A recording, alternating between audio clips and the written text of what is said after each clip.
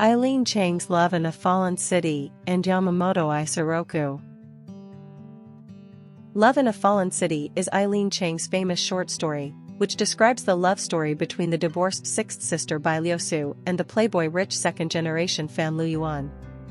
The backstage background is the conflict between tradition and modernity, and the front stage plot is the transaction of love and marriage. The two sides come and go, taking advantage of romance, false feelings, intrigues, psychological warfare, and protracted warfare. The confusion is mixed with true love and affection, like a dream. At first glance, this seems to be a trivial love story that happens every day. Liuyuan does not want to get married and only pursues a love that makes him despair. Because he can afford it, Liusu is anxious to remarry and uses her remaining beauty to find a safe haven to marry, because living with others is too painful. The two of them fought wits in a luxury hotel in Repulse Bay, Hong Kong, until the night of December 7, 1941, when Yamamoto Isoroku attacked Pearl Harbor. Suddenly, this love affair, which was originally about wine and high heels, turned into a life-and-death separation of machine guns and shells.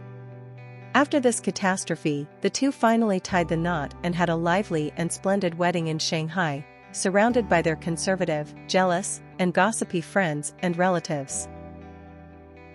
The author cleverly uses the Pearl Harbor incident to suddenly change the tone of the love story that has fallen into a deadlock, from the clouds directly to the world.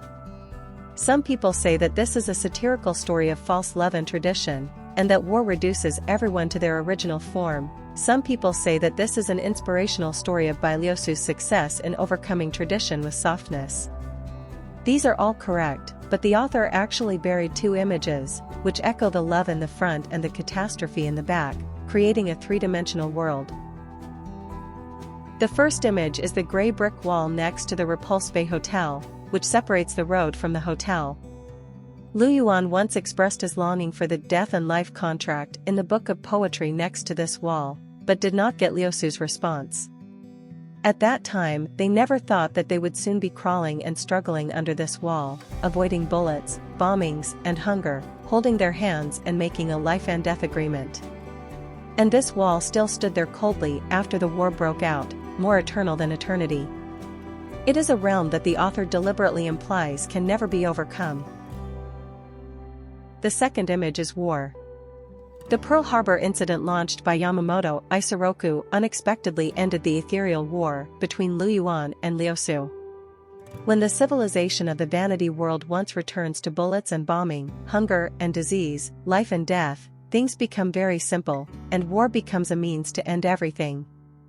General Yamamoto unintentionally became the matchmaker of this love affair, and also raised the realm of the story from the original lingering love between men and women to a level that highlights the insignificance, helplessness, and illusion of human beings, but still arrogant.